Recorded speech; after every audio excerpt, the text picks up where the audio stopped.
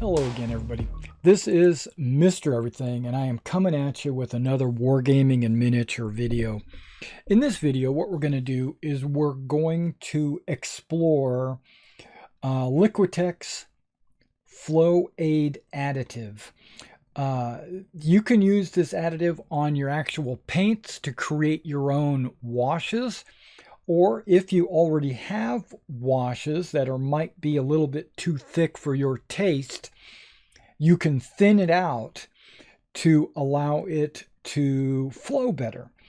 Now, I have been using Quick Shade Wash Medium, which I've been doing like a 50-50 Quick Shade with my strong tones or even soft tones or any of those from Army Painter, but it didn't flow as good as I wanted. So I've been exploring other options, and I've came across this Liquitex Flow Aid Additive Concentrate.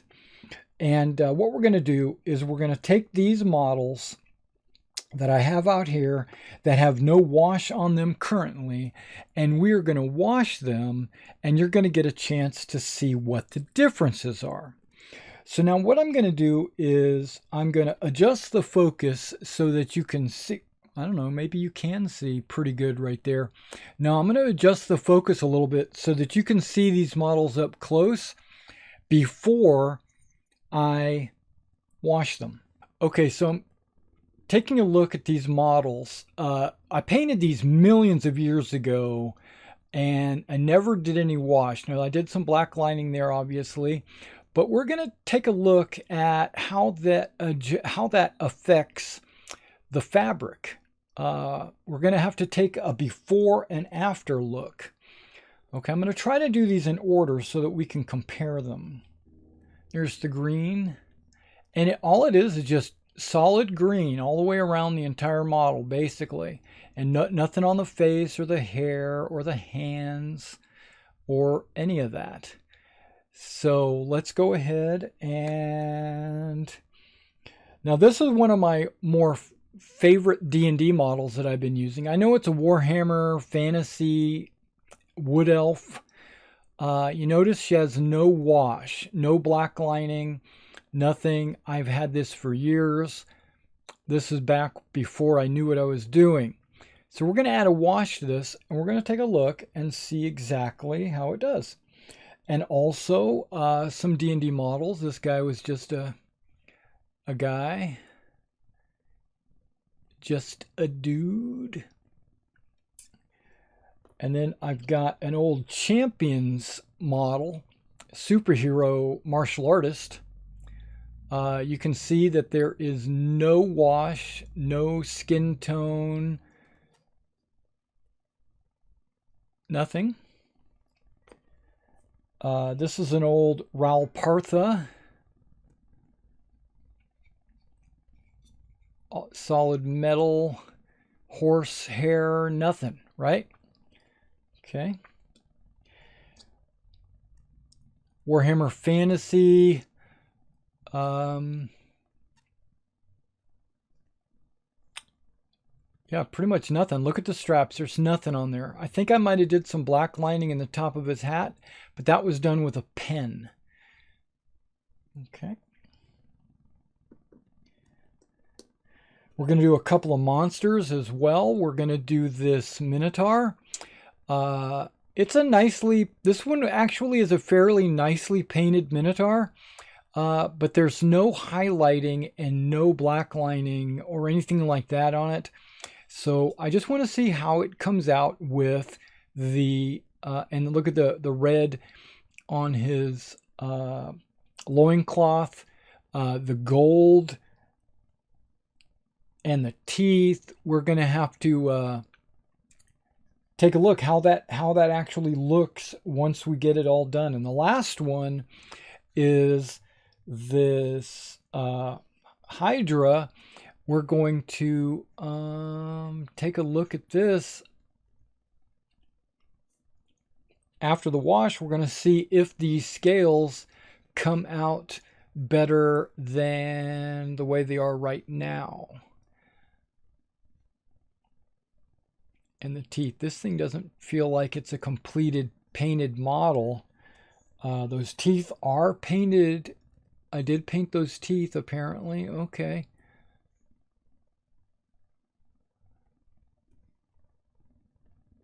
Yep. Okay, so that's going to be after the wash. I have to let you know that this is a concentrate. It goes in 1 to 20 water. So 1 drop of Liquitex to 20 drops of water. Well, we're not going to do that because I feel like that is if I'm applying it using paint. But since I'm going to be adding it to an actual wash already, what I'm going to do is a 10 to 1. That's why I've got this labeled 10 to 1. Okay, so first of all, I have a couple of these different bottles. Actually, I have some flow aid that I've actually already created, but that's not what we're going to do today. I want to show you how it's done. So I'm going to fill this bottle, and I labeled it pure. So it's going to be pure flow aid.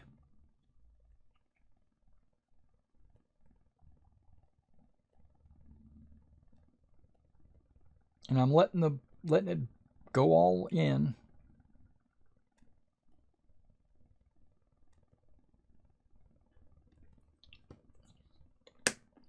Okay. So this bottle is full of Flow Aid Pure. Put the lid on, or I should say the stopper bottle, and then we put the lid on.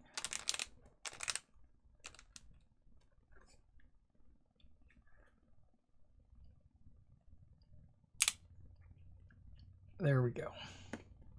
Okay, so we're going to put the pure over there. Now we don't use pure. I just put it in this bottle so that I could do drops at a time. So I'm going to open it up, and we're going to put a few drops in here. Don't know how many, but we're going to put a few. 1, 2, 3, 4. Okay, that's just over 20 drops, and I barely am making a dent. Okay, that's 80 drops. That's not a whole lot of drops, right? And you can see the level. It's right there. We seal that up, put that off to the side. That's very few drops. Now I'm going to put some pure water in there, and what this is filtered water, and this thing puts out some fairly large drops, so it actually might wind up being 20 to 1, but since I put 80 drops in there, I need to put 800 drops to get a 10 to 1. That looks like about a 2 to 1. Okay, that's about a 10 to 1 right there. Approximately. It doesn't have to be exact. Okay, so seal that up.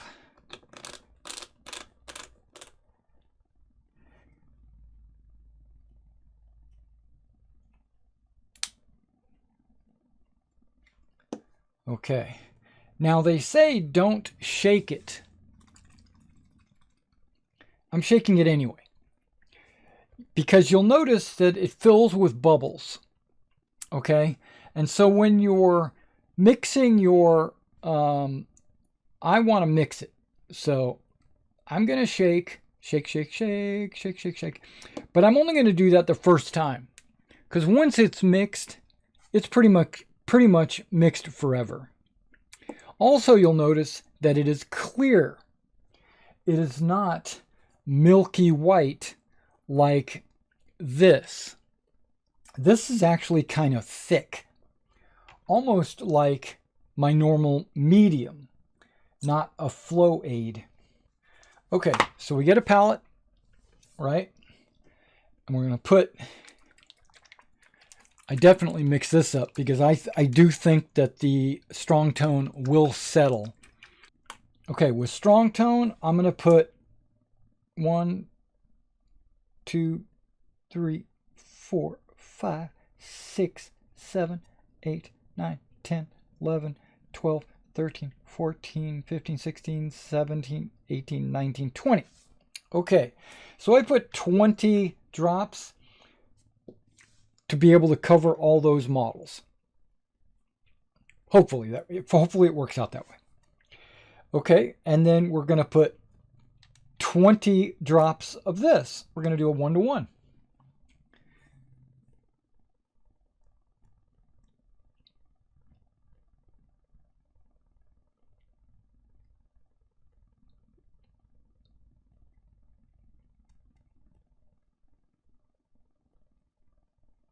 Okay. So this is mostly water, but with concentrated flow aid, right, from the Liquitex acrylic mediums. Strong tone wash. We're going to stir this up. And they did say that if you get a lot of bubbles in this, then to just let it sit a minute or two and the bubbles will go away. Okay. And then let's start washing this bad boy. Okay, I'm going to put a paper towel down. It's dirty, but it might absorb any spillage.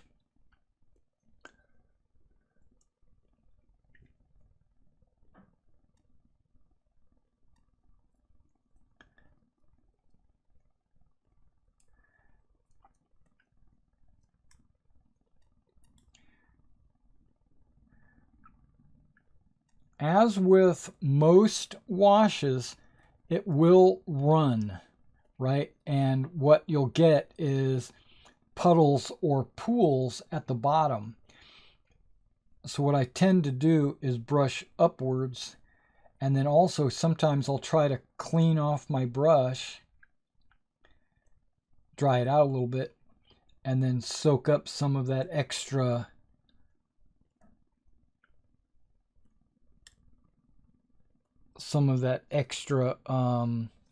wash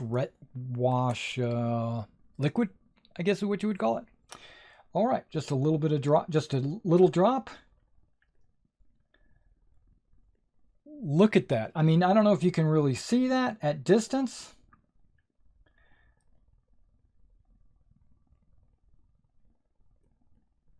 Maybe I should zoom in a little bit, maybe, for you guys. But look at the difference. Do you already see the difference? I don't know. I do.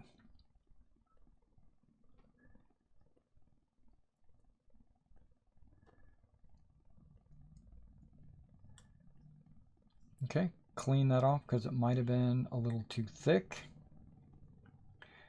And then pick up the pool that's at the bottom.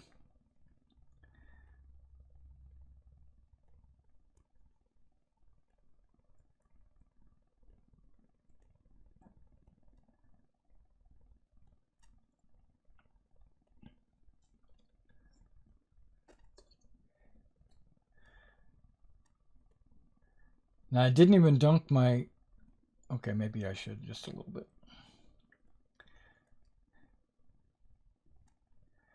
And I'm going to make sure I get the entire model.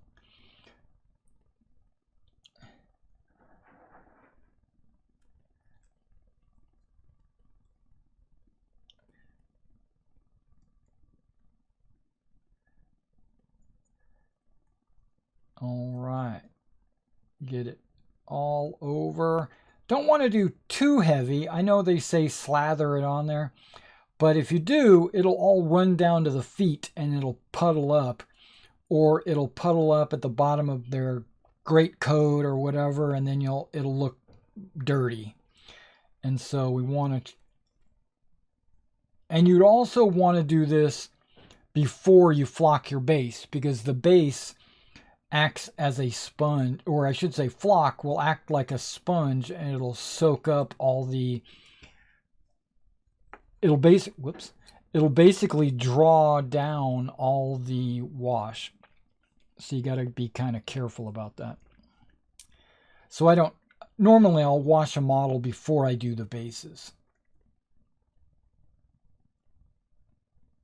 But in this case, these guys have been done for years, and I do literally mean years.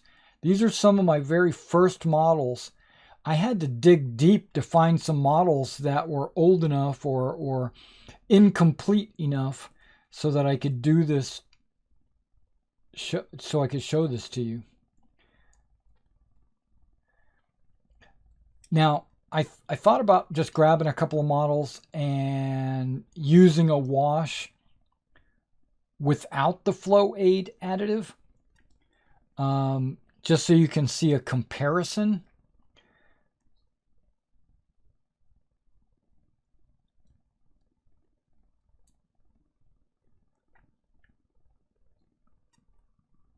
Because without the additive, what I've noticed is it will actually darken the model.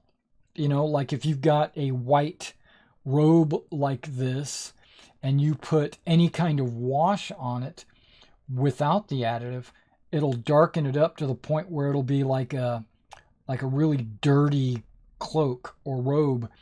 But with this additive, I've noticed it doesn't. It leaves the raised areas white and only gets down into the cracks, which I think is exactly what I need, especially when I'm doing like Napoleonic figures that has a lot of white on it. Okay, now this is a larger model, right? So you're going to get, it's going to use a lot more wash. And you got to make sure you hit everything.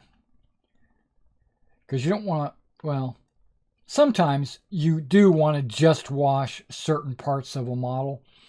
And, you know, like maybe use flesh wash just on the flesh and stuff like that. But I found that strong tone acts just like a flesh wash.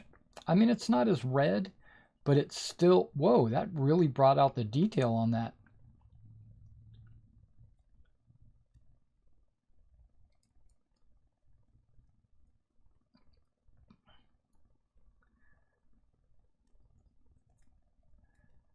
Okay, so I think everything has been washed on this bad boy. All right, we're looking at our old Warhammer model. See, I go right into the face. That's usually where I go first with my washes. And the hands. And basically, I use it as a flesh wash, really. It doubles as a armor and clothes wash, weapons, everything. I used to, we don't need, yeah, I used to use various washes like soft and strong and light, stuff like that, depending on what colors I was going over. But ever since I discovered this additive, I realized I didn't need to do that. I could just use strong pretty much on everything.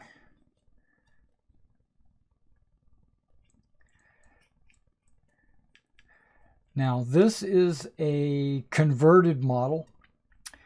This model used to have an axe in his hand. Remember the old Hero Quest? That's what this is an old Hero Quest model, if you can believe.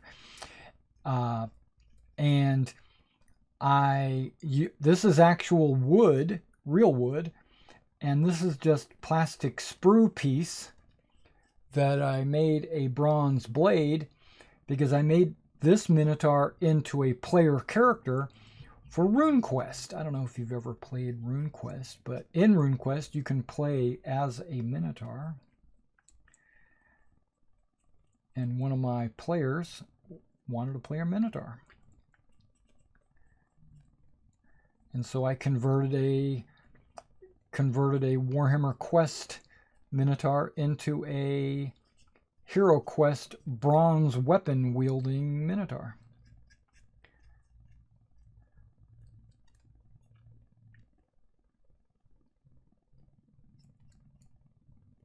And I think the wood is just absorbing this into the wood. Okay, last but not least, this Hydra. I don't know if it's a Hydra or if it's just a 7-headed snake. Wow,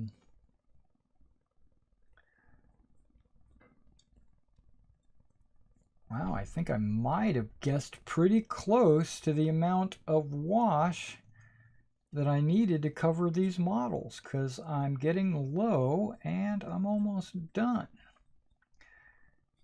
That, I guess, comes with experience. Okay, basically I'm looking to make sure everything is wet. If everything is wet, that means the wash is on there. If it's not wet, then there's no wash. If that makes sense.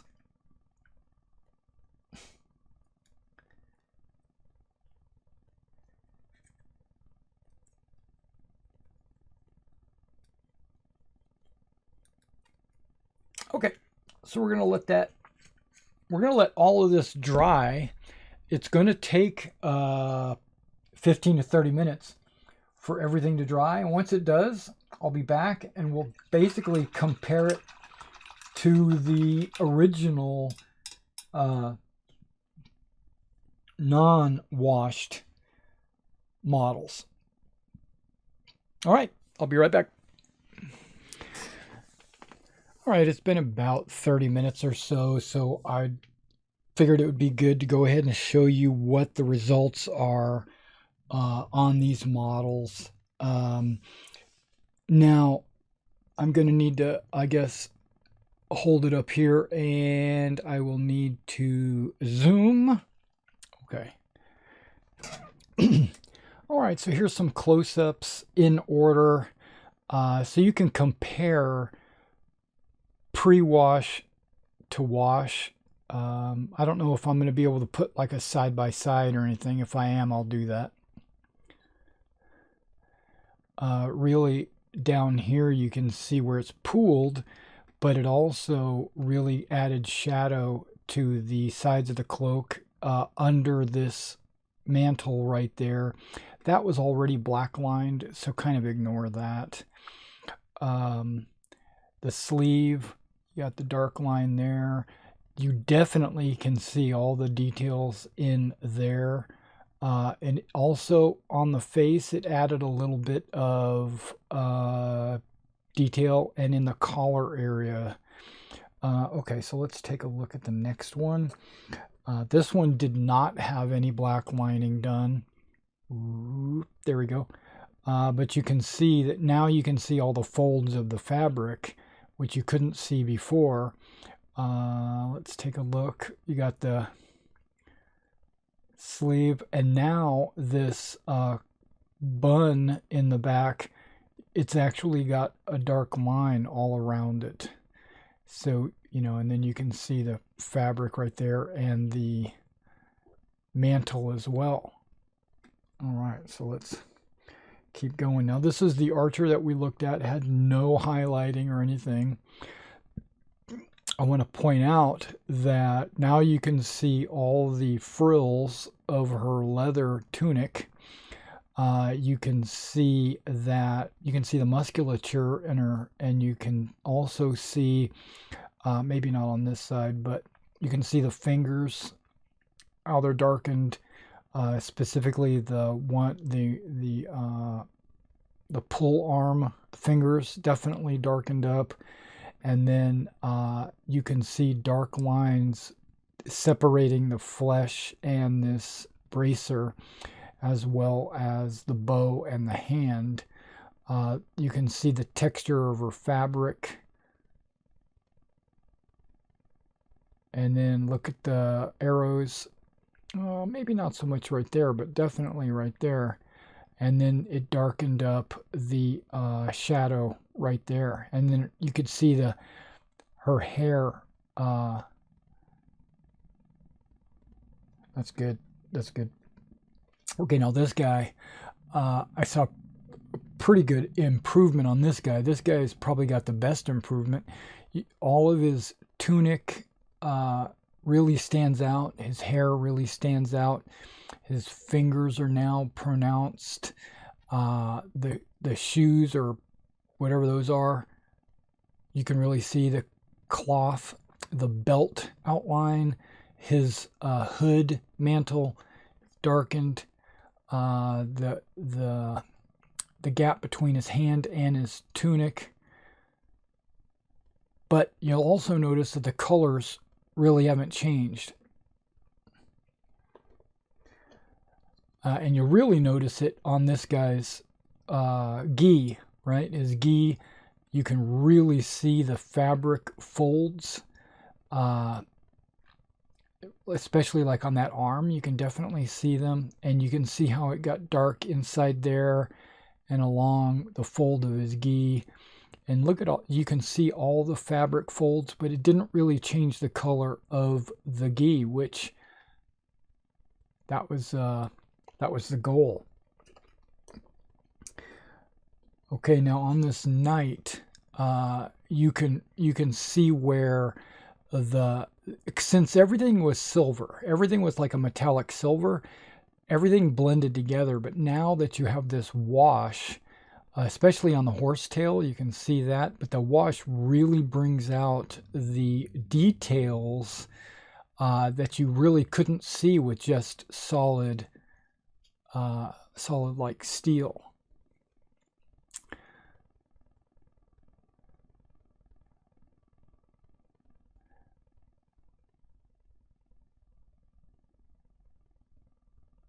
This guy is not finished, obviously. It looks like I'm going to need to really finish painting that guy up. Okay, and then the Warhammer figure here. I was noticing the sleeves are really nice. The dark folds in the fabric. I can see the rope now. I can see the twist of the rope. His canteen. I can see those straps now are really pronounced. And this hat, not so much the X right there, because that was penned in originally, but now you can see around the outer edge of that square campaign cap got really dark. It looks good, and there's a little darkness underneath his pouch there. And now you can see his mouth and his face, his hair. Yeah. His fingers are really pronounced. Okay, so the Minotaur, how did he come out? Well, one thing I really wanted to see was the red shadowing there, the shadowing around his musculature,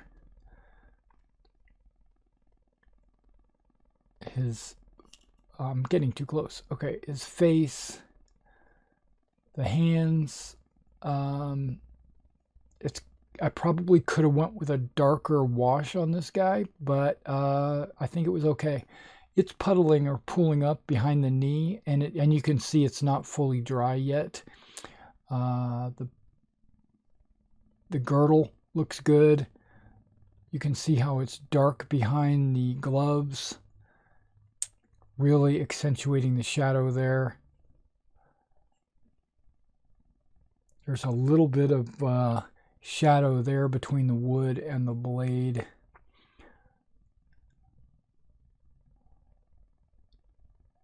That looks good.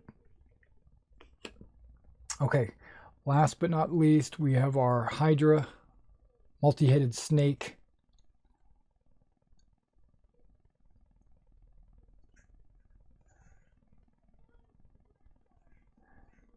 Looks pretty good. Looks like I could probably do some extra work on the eyes to really bring it out. Plus I need to do the base, but that's not what we're talking about. We're talking about the wash. The scales definitely are pronounced now. You can definitely see the scales. They're not all one single tone. It's multi-tone.